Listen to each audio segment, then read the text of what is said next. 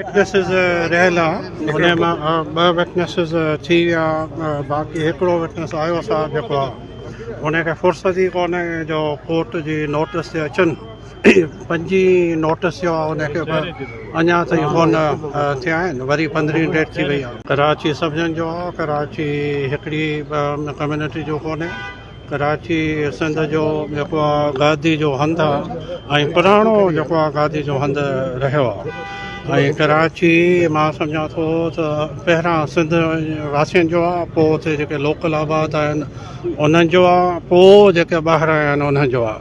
त कराची जे वसाइत या कराची जे सभिनीनि जो हक़ु आहे, रुॻो हिकिड़ी कम्यूनिटी जो हक़ु आहे। पर हिकिड़ी अजीब ॻाल्हि आहे जेको घटि धड़ियनि ॻाल्हि कई त उर्दू स्पीकिंग आहे ऐं कुझु पंजाबी स्पीकिंग आहे, लोकल माण्हू कोन हो।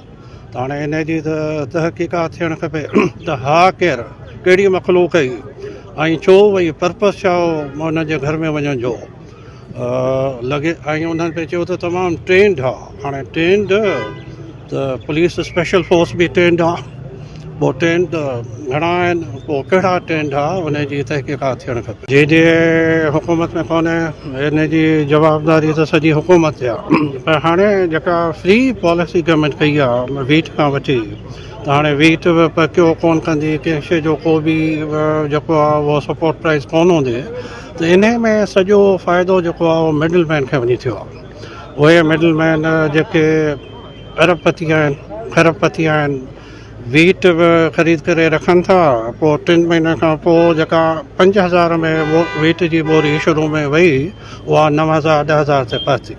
फ़ाइदो कंहिंखे थियो? फ़ाइदो थियो वापारियुनि खे, फ़ाइदो थियो मिडल मैन खे। ऐं हाणे बि जेको रेट कोन्हे सारियुनि जो, इहे ख़रीद इहे साॻा कंदा जेके हिन जा भाईवार आहिनि, हुकूमत जा भाईवार आहिनि, उहे ख़रीद कंदा, उहे स्टॉक कंदा ऐं 4 महीने खां पोइ जॾहिं डबल क़ीमत थींदी त पोइ विकिणंदा, पोइ हुकूमत खे पंहिंजो हिसो पहुचाईंदा।